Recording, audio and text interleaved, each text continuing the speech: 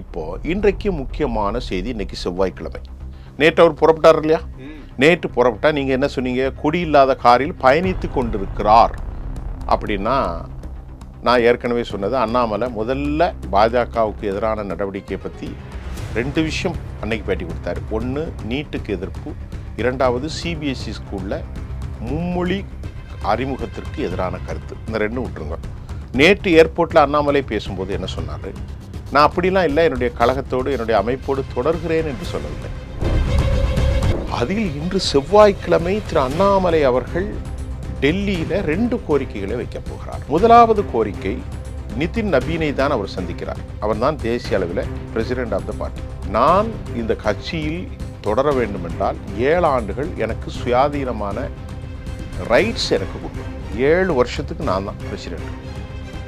7 வருஷத்துக்கு யாரும் என்னிடத்தில் கேள்வி கேட்கக்கூடாது.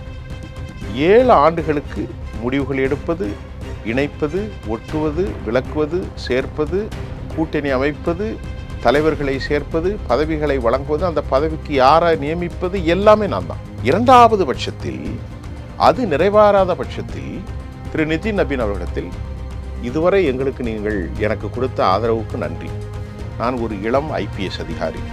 என்னை கூப்பிட்டு அழகு பார்த்து தமிழ் உலக நல்லுலக மக்களுக்கு என்னை யார் என்று காட்டியதற்கு நான் உங்களுக்கு காலமெல்லாம் நன்றி சொல்கிறேன். என்னை நல்ல முறையில் கட்சியை விட்டு வெளியேறு.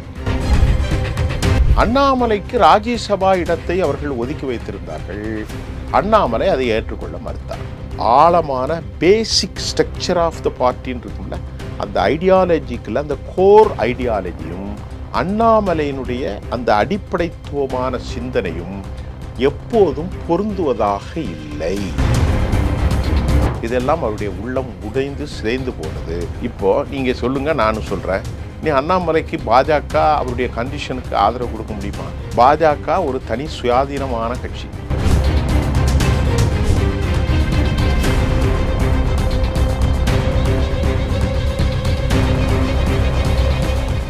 ரியல் ஒன் உறவுகளே, நடுநிலையோடு பொறுப்புடன் செய்திகளை வழங்கி பல லட்சக்கணக்கான மக்களின் நம்பிக்கையை பெற்ற நமது சேனலின் வளர்ச்சிக்கு உங்கள் ஆதரவு தேவை. இந்த ஊடக பயணம் தொடர்ந்து வலுப்பெற திரையில் தெரியும் QR கோட் ஸ்கேன் செய்தோ அல்லது டிஸ்கிரிப்ஷனில் உள்ள வங்கி விவரங்கள் மூலம் உங்களால் முடிந்த அளவு சப்போர்ட் செய்யுங்கள். உங்கள் ஒவ்வொரு ஆதரவும் நமது குரலை இன்னும் பல லட்சம் பேரிடம் கொண்டு செல்ல உதவும். ரியல் ஒன் நேயர்களுக்கு வணக்கம். இன்று நம்மளுடைய நேர்காணலுக்கு பத்திரிகையாளர் திரு சூஃபியன் அவர்கள் இணைஞ்சிருக்காங்க. சார் வணக்கம். வணக்கம் தமிழாமுதன். அண்ணாமலை அவர்கள் பாஜக கொடி இல்லாத காரில் தான் பயணப்பட்டு இருக்காரு. அது மட்டும் அல்லாமல் ஏர்போர்ட்டுக்கு வரும்போது இன்னும் 2 நாள் அமைதியாக இருங்க, ஜூன் 4ஆம் தேதி என்னுடைய பதிலை ரொம்ப விழாவாரியாக சொல்கிறேன் அப்படிங்கிற மாதிரியான விஷயத்தையும் ஷேர் பண்ணியிருக்கார். ஜூன் 4 அவருடைய 41வது நாளை மறுநாள். ஆமாம், அது அன்னைக்கு அவருடைய பர்த்டே. 2வது விஷயம் என்னன்னா, ரஜினிகாந்த் அவர்களும் அண்ணாமலை அவர்களும் சேர்ந்து சில பிளான்ஸ் போடுறாங்க அப்படிங்கிற மாதிரியான விஷயமும் கேள்விப்பட முடியுது. தென் தமிழகத்தில் மதுரை, தேனி இந்த மாதிரியான இடங்கள்ல 2 பேரும் சேர்ந்து இருக்கிற மாதிரியான போஸ்டர்களும் ஒட்டப்பட்டு இருக்கு. என்ன போயிட்டு இருக்கு, இதை நம்ம எப்படி புரிஞ்சுக்கிறது? அதாவது இன்னைக்கு டெல்லியிலிருந்து ஒரு முக்கியமான சோர்ஸ், நான் பேசுகிற எல்லாமே ஆதாரம் தான். கடந்த ஒரு 4-5 நாட்களாக டெல்லியில் எல்லா பிரதானமான ஆங்கில செய்திகளும் ஸ்பெஷல் கவரேஜ் அண்ணாமலை. அப்போ நானே நினச்சேன், என்னடா இவ்வளோ பெரிய செய்திகள். இந்தியாவில் உங்களுக்கு ஒரு 5 சேனல் வைத்துக் கொள்ளுங்களேன், பிரபலமான சேனல்கள். அதில் தமிழ்நாட்டிலிருந்து அவர்களே சில ரிசல்ட்டை கொடுக்குறாங்க. Special coverage. அண்ணாமலை வெளியேறுகிறாரா, அண்ணாமலை எவிக்ட், அதாவது வெளியே போகிறாரா, தள்ளுபடுகிறார்களா, அண்ணாமலை கட்சியிலிருந்து என்ன செய்ய போகிறார், இது குறித்தே அந்த பிரபலமான ஆங்கில நாளிதழ்கள், தொலைக்காட்சிகள் செய்திகளை வெளியிட்டிருந்தாங்க. நம்ம தமிழ்லையும் நம்ம பேசணும். இப்போது இன்றைக்கு முக்கியமான செய்தி, இன்னைக்கு செவ்வாய்க்கிழமை. நேற்று அவர் புறப்பட்டார் இல்லையா? நேற்று புறப்பட்டா நீங்கள் என்ன சொன்னீங்க? குடியில்லாத காரில் பயணித்து கொண்டிருக்கிறார் அப்படின்னா, நான் ஏற்கனவே சொன்னது, அண்ணாமலை முதல்ல பாஜகவுக்கு எதிரான நடவடிக்கையை பற்றி 2 விஷயம் அன்னைக்கு பேட்டி கொடுத்தாரு. ஒன்று நீட்டுக்கு எதிர்ப்பு, இரண்டாவது சிபிஎஸ்இ ஸ்கூலில் மும்மொழி அறிமுகத்திற்கு எதிரான கருத்து. இந்த 2 விட்டுருங்க. நேற்று ஏர்போர்ட்டில் அண்ணாமலை பேசும்போது என்ன சொன்னார்? நான் அப்படிலாம் இல்லை, என்னுடைய கழகத்தோடு என்னுடைய அமைப்போடு தொடர்கிறேன் என்று சொல்லவில்லை. நேற்று அவர் ஏர்போர்ட்டில் பேசும்போது சொன்னார், அண்ணா கொஞ்சம் அமைதியாக இருங்கண்ணா, இன்னும் 2 நாள் அண்ணா பொறுமையாக இருங்கண்ணா, நான் 2 நாள் ஃபுல்லாக எலபரேட்டாக நீங்கள் கேட்குற அண்ணா கொஞ்சம் அமைதியாக இருங்கண்ணா அப்படி தானே சொன்னார். தவிர அவர் சொல்லியிருக்கணும், நீங்கள் யூகிக்கதை போன்றல்ல, நான் தொடர்ந்து பாஜகவில் தான் பயணித்து கொண்டிருக்கிறேன், தலைமையின் உத்தரவில் நான் செல்கிறேன் என்று சொல்லியிருந்தால் விஷயம் புஷ்வானமாகவே இருக்கும். ஆனால் அவர் அங்கே பொடி வச்சில் பேசினார். 2 நாளில் டீட்டெயிலாக பேசுகிறேன். நாளை புதன்கிழமை 3ஆம் தேதி, நாளை மறுநாள் 4ஆம் தேதி, ஒரு நேரத்திற்காக காத்துக்கிட்டு இருக்காரு அப்படிங்கிற மாதிரி கூட எடுத்துக்கலாம். இன்னைக்கு வந்த செய்தி ரொம்ப ரொம்ப முக்கியமான செய்தி. அந்த பேரை நான் சொல்ல வேண்டியதில்லை, பிரபலமான ஒரு ஆங்கில நாளிதழ், பிரபலமானது ஆகிய இந்திய அளவில் பெரிய பிரபலம், பெரிய நாளிதழ் அது. அதில் இன்று செவ்வாய்க்கிழமை திரு அண்ணாமலை அவர்கள் டெல்லியில் 2 கோரிக்கைகளை வைக்க போகிறார் என்று இங்கிலீஷில் வந்திருக்கு. அதனுடைய தமிழ் இதை நான் வேறு ரூபத்தில் வச்சுருக்கேன், அது அப்புறம் தரேன். அதில் முதல் கோரிக்கை என்ன சொல்ல போகிறார் என்று வைத்திருக்கிறார்கள். முதலாவது கோரிக்கை, நிதின் நபீனை தான் அவர் சந்திக்கிறார். அவர் தான் தேசிய அளவில் president of the party. Nitin Nabin இடத்தில் அவர் சொல்ல போகிறார், நான் இந்த கட்சியில் தொடர வேண்டுமென்றால் 7 ஆண்டுகள் எனக்கு சுயாதீனமான ரைட்ஸ் எனக்கு கொடுக்கணும். 7 வருஷத்துக்கு நான் தான் பிரசிடென்ட். 7 வருஷத்துக்கு யாரும் என்னிடத்தில் கேள்வி கேட்கக்கூடாது. 7 ஆண்டுகளுக்கு முடிவுகள் எடுப்பது, இணைப்பது, ஒட்டுவது, விளக்குவது, சேர்ப்பது, கூட்டணி அமைப்பது, தலைவர்களை சேர்ப்பது, பதவிகளை வழங்குவது, அந்த பதவிக்கு யாரை நியமிப்பது எல்லாமே நான் தான் அப்படின்னு முதல் கோரிக்கையை வைக்க போகிறார். 2வது கோரிக்கை, அது நிறைவேறாத பட்சத்தில், அந்த பத்திரிகையின் செய்தி அப்படியே சொல்கிறேன், இப்போ பார்த்துக்கலாம், எந்த பத்திரிகை தேர்னாலும் நான் சொன்னது வந்துடும்.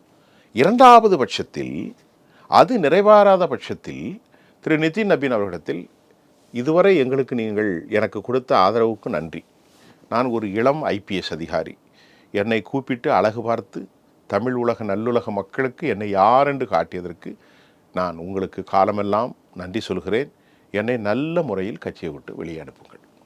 இந்த 2 தான் இன்றைக்கி செவ்வாய்க்கிழமை அப்படின்னு அந்த பத்திரிக்கை செய்திகளை வெளியிட்டாங்க. அப்போது நாம் அடுத்து தான் இந்த செய்தியில் உண்மையை பேச போகிறோம். இது அண்ணாமலை கோரிக்கை. அப்படி என்றால் அண்ணாமலையினுடைய இந்த கோரிக்கையை மத்திய தலைமை ஏற்றுக்கொள்ளுமா? அடுத்து நேற்று ஒரு ஆங்கில செய்தி வருது, முக்கியமான ஆங்கிலம், எல்லாமே லோக்கலில் பெரிய பிரபலமானது. அண்ணாமலைக்கு ராஜ்யசபா இடத்தை அவர்கள் ஒதுக்கி வைத்திருந்தார்கள், அண்ணாமலை அதை ஏற்றுக்கொள்ள மறுத்தார். அது எந்த அளவுக்கு செய்தி வந்திருக்கு.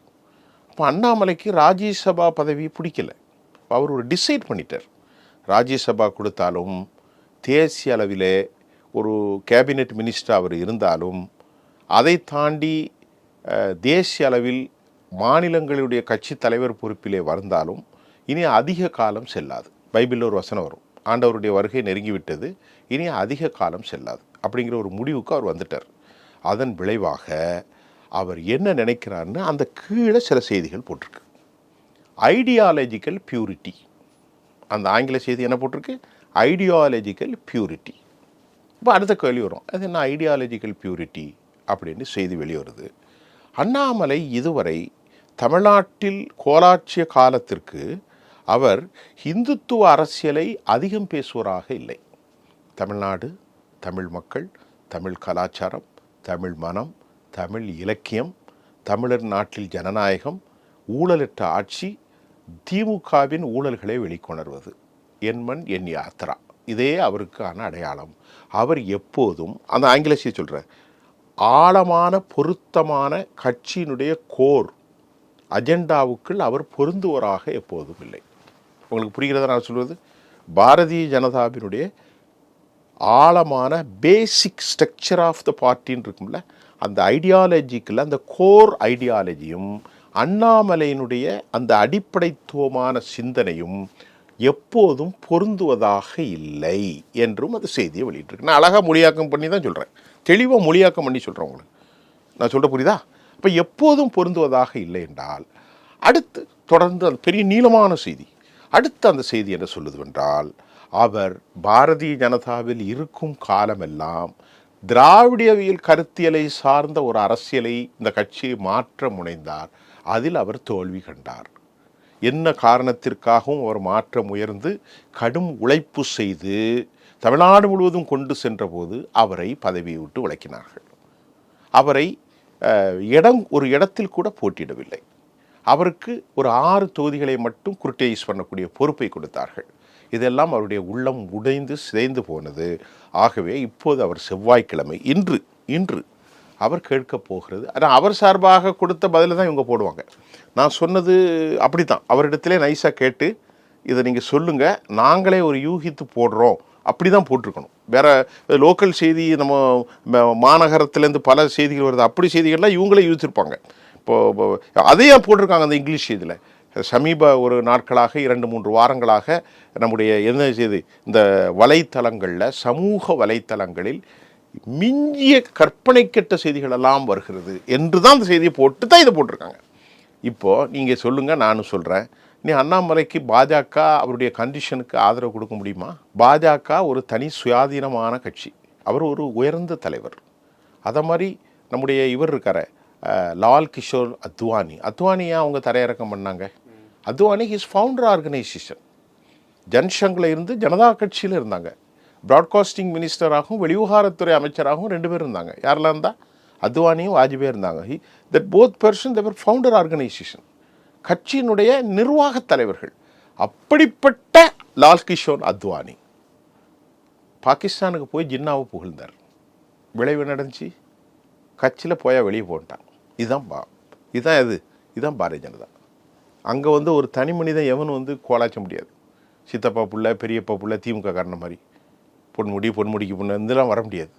அதெல்லாம் வர முடியாது. அது பாஜகவில் வர முடியாது, இடதுசாரிகளில் கட்சியிலும் வர முடியாது. எல்லா கட்சியிலும் வந்துடலாம். அகிலேஷ் வரலாம், திமுக வரலாம், எது வேணால் வரலாம். இந்த பாஜகவுங்களையும் கம்யூனிஸ்ட்லேயும் இந்த சோழி நடக்காது. காங்கிரஸ் எப்போ பார்த்தாலும் ராகுல் காந்தி, நேரு அப்படி தான் வருவாங்க, மற்றவங்களும் வர முடியாது. ஆக அப்படிப்பட்ட ஒரு ஐடியாலஜி கொண்ட ஒரு கட்சி.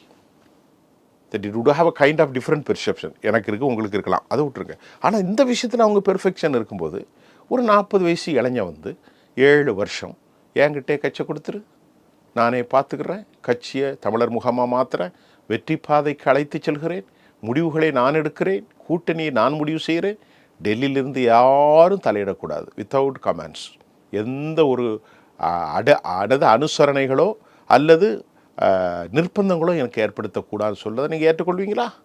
ஏற்றுக்கொள்ள மாட்டார்கள். இதுதான் இன்னைக்குள்ள செய்தி. ஆகவே நான் பதிவு செய்கிறேன், நான் சொன்னது ஒரு யூகம்தான், ஆனால் செய்தியினுடைய பின்னணி இது நாளை அநேகமாக தெரிந்துவிடும். அப்போது நீங்கள் என்னை அழைப்பீர்கள் என்று நான் நம்புகிறேன். பல விஷயங்கள் பேசியிருக்கோம். நேரத்துக்கு நன்றி சார். உங்கள் பிசினஸ் இன்னும் அதிக மக்களை சென்றடைய வேண்டுமா? இன்றைய டிஜிட்டல் உலகில் சரியான ப்ரமோஷன் தான் வெற்றியின் முதல் படி. தமிழகம் முழுவதும் பல லட்சக்கணக்கான பார்வையாளர்களை தினமும் சென்றடையும் ரியல் ஒன் யூடியூப் சேனல்களில் உங்கள் பிசினஸ் இனி எல்லோரும் அறியட்டும். குறைந்த செலவில் அதிக ரீச்.